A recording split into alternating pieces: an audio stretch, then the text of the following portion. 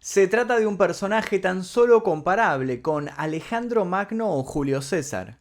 Según un historiador, el promedio de libros publicado sobre su historia después de su muerte es de uno por día. Fue un genio militar, dictador, administrador y estadista. Su temperamento podía variar entre generoso, seductor, cruel, irracional, perspicaz y hasta periódicamente incompetente.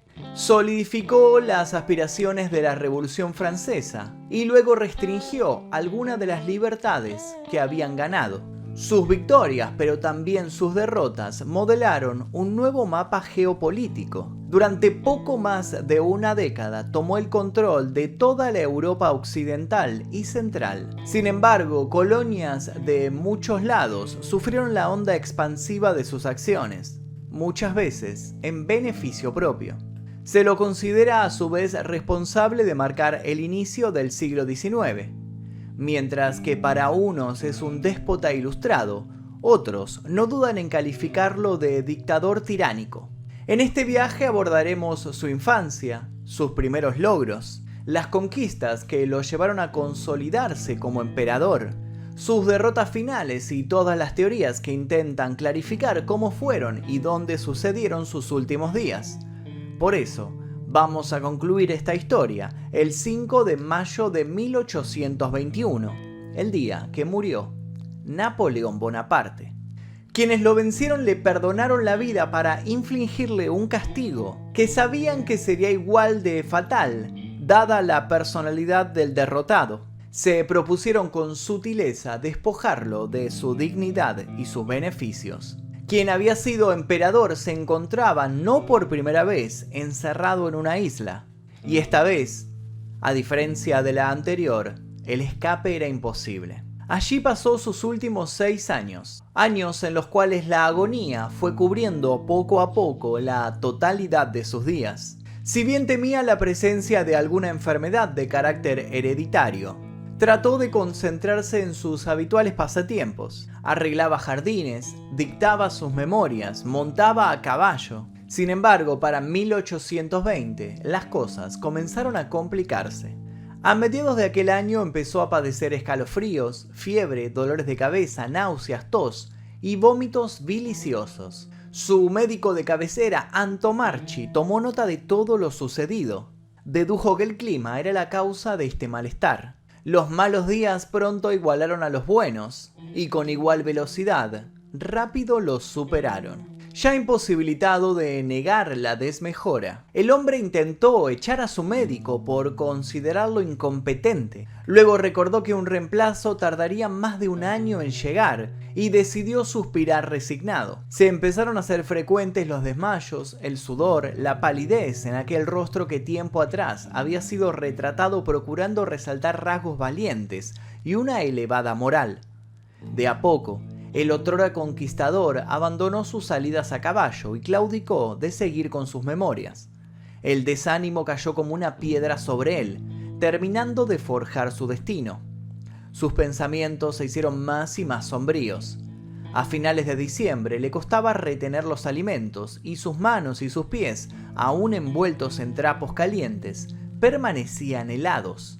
La autoridad local, algo preocupada, le asignó un segundo médico, el doctor Archibald Arnott, quizá tan incompetente como el primero en el arte del diagnóstico.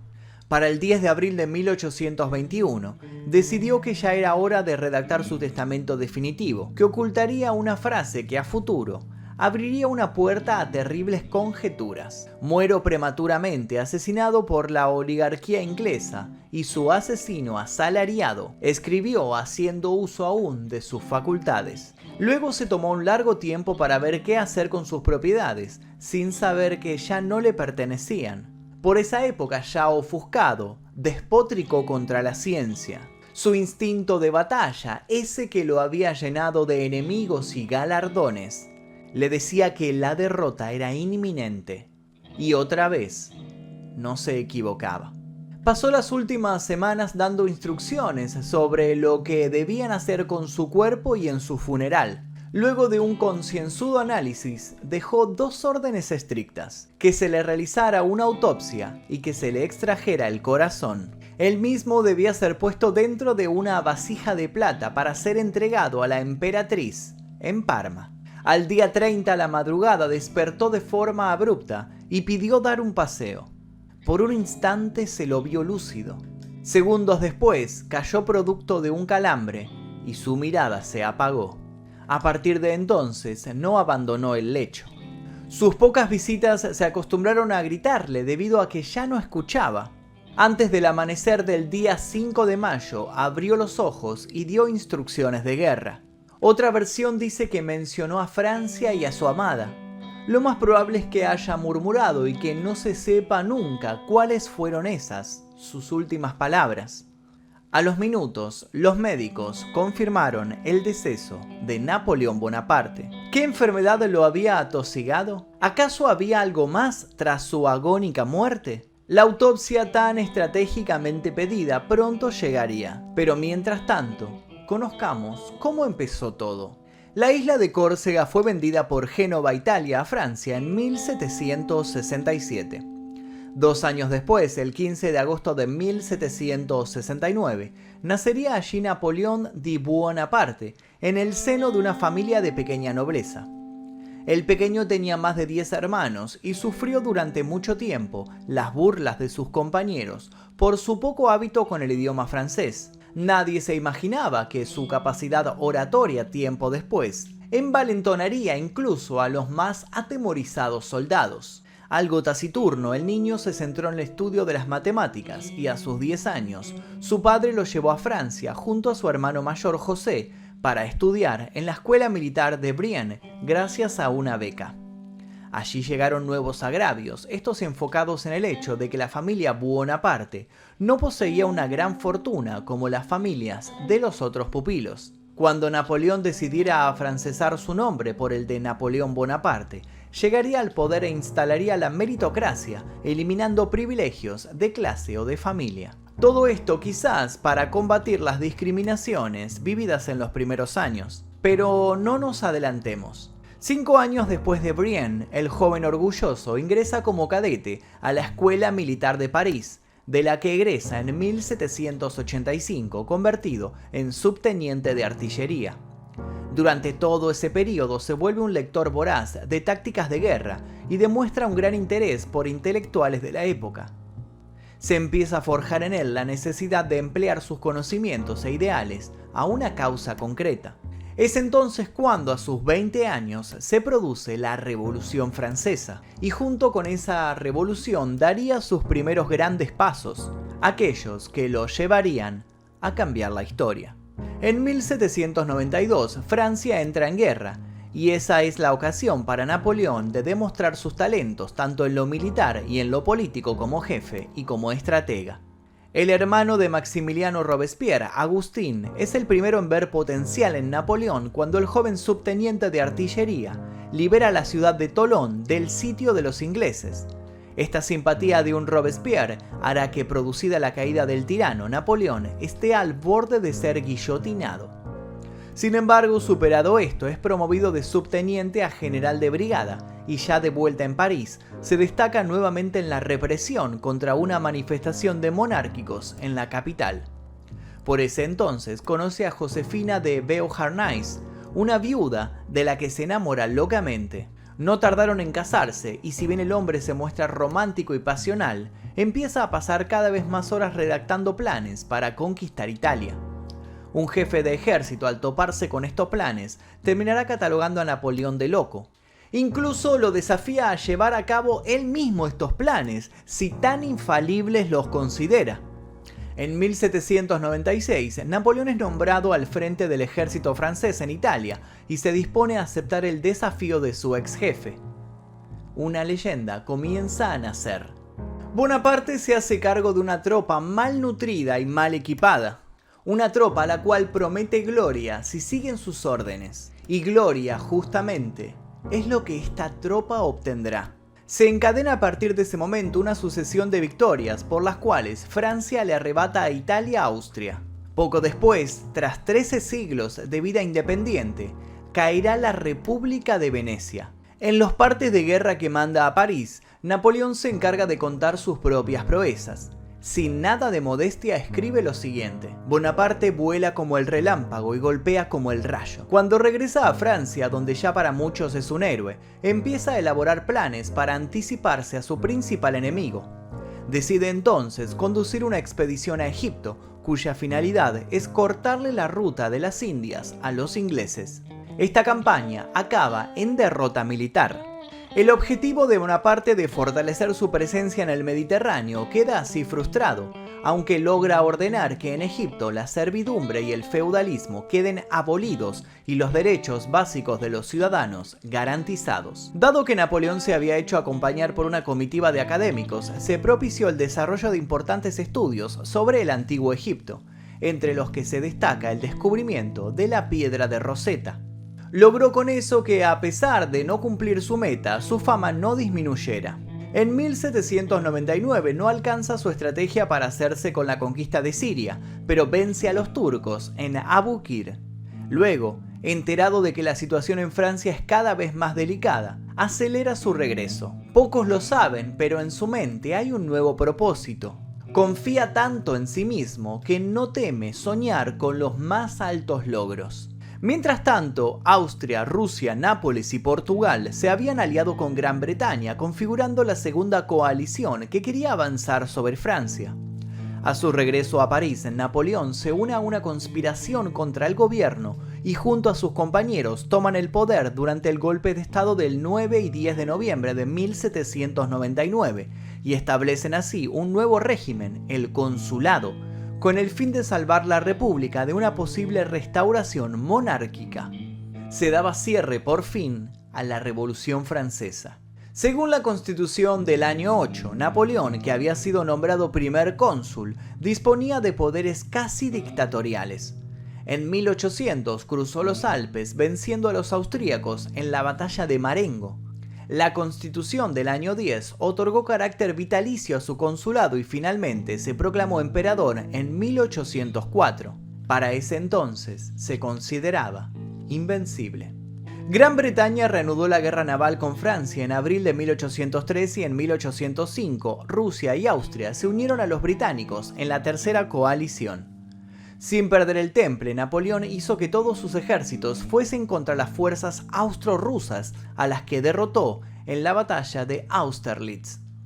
Conquistó el reino de Nápoles en 1806 y nombró rey a su hermano mayor José. Se tituló rey de Italia, desintegró las antiguas provincias unidas y fundó el reino de Holanda, al frente del cual situó a su hermano Luis, y estableció la Confederación del Rin, que quedó bajo su protección. Fue entonces cuando Prusia y Rusia forjaron una nueva alianza y atacaron a la Confederación, sin éxito. En Tilsit estableció un acuerdo con el zar Alejandro I, por el que se reducía enormemente el territorio de Prusia y también incorporó nuevos estados al imperio. Sus principales enemigos seguían siendo los ingleses, por lo que impuso el sistema continental en Europa, que consistía en un bloqueo sobre las mercancías británicas. A su vez, sin perder un segundo, se dirigió a España, donde sus proezas continuarían. Una de las más visibles consecuencias de la invasión francesa a España fue que al derrocar la monarquía borbónica para imponer su propia dinastía en la península, Napoleón despertó no solo el nacionalismo español y portugués, sino también el independentismo de las colonias hispanoamericanas. En 1807 Napoleón conquistó Portugal y un año después nombró a su hermano José rey de España, dejando Nápoles como recompensa para su cuñado. En 1809 derrotó a los austríacos en Wagram y conquistó los estados pontificios. En 1810 Napoleón se vuelve a casar, repudiando a Josefina por no poder darle un hijo. Su nueva mujer, María Luisa, era aparte de fértil, archiduquesa de Austria, hija del emperador Francisco I de Austria. Con este enlace, Napoleón vinculaba su dinastía a la más antigua de las casas reales europeas. Su hijo nacería en 1811 y al mismo tiempo le otorgaría el título de rey de Roma como heredero del imperio. Pero, ¿qué pasaba con los países que Napoleón conquistaba? El código napoleónico se implantó en todos los estados creados por el emperador. El feudalismo y la servidumbre fueron eliminados y se estableció la libertad de culto excepto en España. le fue otorgada a cada estado una constitución en la que se concedía el sufragio universal masculino y una declaración de derechos y la creación de un parlamento. Fue instaurado el sistema administrativo y judicial francés. Las escuelas quedaron supeditadas a una administración centralizada y se amplió el sistema educativo libre. Cada estado disponía de una academia o instituto destinado a la promoción de las artes y las ciencias. Había cambios positivos, pero claro que también se respiraba en algunos sitios el despotismo. El constante contexto de guerra significaba para muchos un malestar generalizado y una alarma constante. Para muchos el imperio era fuerte y seguro. Otros empezaron a prever su caída. La alianza de Napoleón con el zar Alejandro I quedó anulada en 1812 y entonces emprendió una campaña contra Rusia que terminó con la trágica retirada de Moscú. Tras este fracaso, Europa se unía para combatirle. Sus mariscales se negaron a continuar combatiendo en 1814. Al ser rechazada su propuesta de renunciar a sus derechos en favor de su hijo, hubo de abdicar, permitiéndole conservar el título de emperador y otorgándosele el gobierno de la isla de Elba. Según se dice, Napoleón Bonaparte siempre llevaba un pequeño envase con veneno atado a un collar, colgando en su cuello, listo para suicidarse en caso de que sus enemigos lo atraparan. No obstante, el día que decidió utilizarlo, la efectividad del veneno caducó y solo le provocó una intensa enfermedad estomacal. María Luisa y su hijo quedaron bajo la custodia del padre de esta y no volvió a verlos nunca. Bonaparte huye de la isla de Elba con un puñado de hombres y sin armas. Empiezan sus últimos 100 días. Desembarca en la Costa Azul y desde allí emprende el camino hacia París. En 20 días recupera el trono sin disparar un solo tiro. A su paso, las tropas se sublevan contra el Borbón y se pliegan nuevamente a Napoleón. Pero en los 3 meses de restauración, muchos de sus antiguos colaboradores han muerto. Y cuando una vez más deba enfrentarse a una coalición anglo-prusiana y austríaca, esas ausencias y otras traiciones le serán fatales. Inglaterra, los principados alemanes, Austria, Rusia y algunas tropas francesas, reclutadas por el duque de Angulema, se aprestaron a detener al emperador. La única posibilidad que tenía Bonaparte de hacer fracasar esta alianza era evitando que estas fuerzas se uniesen. Enterado que los ingleses se concentraban en Bélgica sin tomar contacto aún con las tropas prusianas, Bonaparte abandonó París en los primeros días de junio hacia un apacible pueblito a 20 kilómetros de Bruselas, llamado Waterloo. Napoleón contaba con unos 93.000 hombres, casi todos franceses. Aquel día llovía y el terreno estaba fangoso, lo cual impedía a los franceses mover sus cañones o intentar una carga con la caballería. No fue hasta media mañana del día siguiente cuando Napoleón pudo atacar, perdiendo unas horas que serían decisivas. La balanza se vio inclinada a favor de los aliados, con inesperada llegada de las tropas de von Blücher, que supuestamente iban retrasadas a causa de la tormenta. La séptima coalición se hacía con la victoria, lo que trajo como consecuencia la devolución de todos los territorios conquistados por Napoleón. De esta manera, se restauraron las fronteras europeas anteriores a 1789, por lo que Francia volvió a tener el territorio anterior al inicio de la Revolución Francesa. Sin embargo, la pregunta principal era ¿qué hacer ahora con Napoleón? Napoleón demoró en aceptar que ya todo estaba perdido y decidió abdicar en favor de su hijo, decisión que no fue respetada. Comenzaba a pagar el precio de la derrota. Los planes del derrocado eran irse a Norteamérica. Imaginaba cultivar la tierra y armar su regreso triunfal a Europa. Si los norteamericanos eran obligados a entregarlo, fantaseó con irse a México, o bien radicarse en Caracas o en Buenos Aires. La cuestión más apremiante era escapar de los ingleses. El 29 de junio, antes de partir del que había sido su hogar, les dijo adiós a los suyos. Aún no lo sabía, pero se iba para siempre. Decidieron conducirlo hasta la isla de Santa Elena. Se le permitió designar como acompañantes a 3 de sus oficiales, un médico y una docena de asistentes. Sus protestas fueron totalmente en vano. Ya era un prisionero. La isla volcánica de Santa Elena está ubicada a casi 1000 millas de la costa de Angola y más del doble de la de Brasil, en medio del Atlántico. Escapar era imposible. Como ya vimos, allí encontraría su muerte. La autopsia realizada el 6 de mayo de 1821, 20 horas después de su muerte, por el médico corso Anto Marchi, en presencia de 17 observadores, 8 de ellos médicos británicos, no parece dejar dudas de que la causa de su fallecimiento fue un cáncer gástrico. Para poner a prueba esta hipótesis, realizaron diversos estudios para determinar cambios en el peso de Napoleón durante los últimos 20 años de vida. El modelo para calcular dicho peso se basó en una colección de 12 diferentes pares de pantalones empleados por él entre 1800 y 1821. Los pantalones vestidos al tiempo de la muerte sugieren una pérdida de 11 kilos durante el último año de su vida, lo que es consistente con un diagnóstico de cáncer gástrico. Los factores de riesgo mayores de cáncer gástrico son sexo masculino, gastritis crónica, susceptibilidad genética, reflujo biliar y dieta elevada en la sal, carne y pescado ahumado y baja en frutas frescas y vegetales, dieta características de las campañas militares prolongadas. Ya todo parecía dicho. Del rostro del emperador se hicieron 2 mascarillas mortuorias, una la misma noche de su muerte. Esta estaría ahora en una colección privada en América, la otra el día 7, luego de la autopsia. De esta segunda máscara se obtuvieron varios calcos en yeso y en bronce. Terminados estos, se cerró la tapa del ataúd. La primera caja se colocó dentro de un segundo ataúd, este de plomo. El ataúd de plomo, a su vez, se introdujo atornillado en uno de caoba. Un cuarto cofre, también de caoba lustrosa, que llegó luego, fue el contenedor de todo el conjunto. Se dispusieron honras fúnebres acordes con el alto rango de general que ostentaba Napoleón. Fue enterrado en la misma isla que lo había visto morir. Tiempo después se colocó alrededor de la tumba una verja de hierro baja y se agregó una garita para vigilancia permanente del sitio. ¿Final de la historia? No, aún quedaba un interesante capítulo. 19 años después de la muerte y entierro de Napoleón en Santa Elena, la urna que conservaba sus restos fue abierta con el propósito de identificarlo antes de retornar el cuerpo a Francia, tal como había sido su deseo.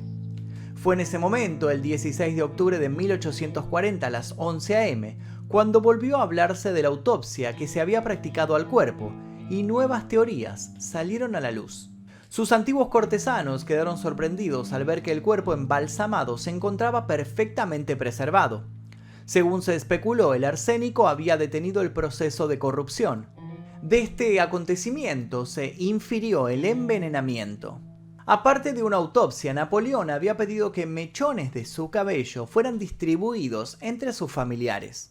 La controversia alcanzó su pico durante el famoso debate del siglo, organizado en Chicago por la Sociedad Napoleónica de América el 11 de septiembre de 1994. Allí, cerca de 30 diferentes mechones fueron analizados. Todos revelaron concentraciones elevadas de arsénico. El complot habría sido organizado para evitar que Napoleón pudiese volver a Francia y retomar el poder. La mano ejecutora del mismo pudo ser Charles Tristan, conde de Montholon, uno de sus tantos ayudas de campo, personal de su mayor confianza. También se habla de un triángulo amoroso donde el conde prácticamente le entrega a su esposa a Napoleón o le asesina al conocer la traición de esta. Todas conjeturas que desvelan al día de la fecha más de un erudito. Lo cierto es que según el laboratorio Harwell y el FBI, lo encontrado puede denotar un envenenamiento, pero no por eso un asesinato premeditado. ¿Y si se trató todo de un accidente? Para explicar los elevados niveles de arsénico en Napoleón, se ha esgrimido el papel tóxico de los vapores desprendidos del papel pintado que cubría las paredes de su residencia en Longwood. El envenenamiento por papel de pared fue reconocido en la década de 1890. Por otro lado, los fabricantes de barriles de vino de esa época solían sellarlos con arsénico, y el emperador era precisamente un amante de los vinos. También se habló del agua que bebía Napoleón, los medicamentos que tomaba o el bálsamo capilar que utilizaba. Sin embargo, algo llamaba la atención de todos. Si bien la intoxicación parecía clave, de igual manera ninguna de las alteraciones patológicas propias de una intoxicación crónica por arsénico fueron descritas en la autopsia. Fue allí que surgió una tercera teoría. En esta tercera teoría, dice que no existiendo dudas del cáncer del estómago de Napoleón, su muerte fue facilitada por un error médico que lo habría envenenado. Diversas medicaciones empleadas durante los meses anteriores a su muerte, sumadas a ciertas bebidas, habrían generado un cóctel mortal. ¿Había estado todo planificado? ¿Se trató simplemente de ignorancia? ¿Un atentado que quedará impune hasta el final de los tiempos? ¿O simple mala suerte? Napoleón era un hombre que acusaba una única y peculiar fobia: le temía a los gatos. Por el resto, nada logró amedrentarlo. Hoy en día el Código de Napoleón sirve de base para las leyes de muchos países, y si bien la sátira inglesa se ha encargado de mostrarlo como un hombre de baja estatura, lo cierto es que su altura era la común entre los hombres de su época, por lo que todo se trató de un desprestigio infundado. Sí es cierto que a pesar de seguir despertando fascinación, Napoleón es tan acreedor de adulación como de críticas. Es descrito por muchos investigadores como un maníaco tirano cuyo hambre de poder llevó a millones a la muerte. La tumba de Napoleón Bonaparte se encuentra hoy día bajo la cúpula del Palacio Nacional de los Inválidos, en París. No es dato menor remarcar que al momento de su muerte tan solo tenía 51 años. 51 años que le bastaron para conquistar por sobre todo la inmortalidad. Y hasta aquí el video del día de hoy, espero que les haya interesado la vida de Napoleón. Si les interesó les pido que dejen su like aquí debajo, se suscriban si todavía no lo hicieron y activen notificaciones. Les voy a recomendar aquí, les dejo unos videos de otros personajes históricos para que sigan haciendo maratón aquí. Sin nada más que decir me despido, mi nombre es Magnus Mephisto y esto fue El Día Que.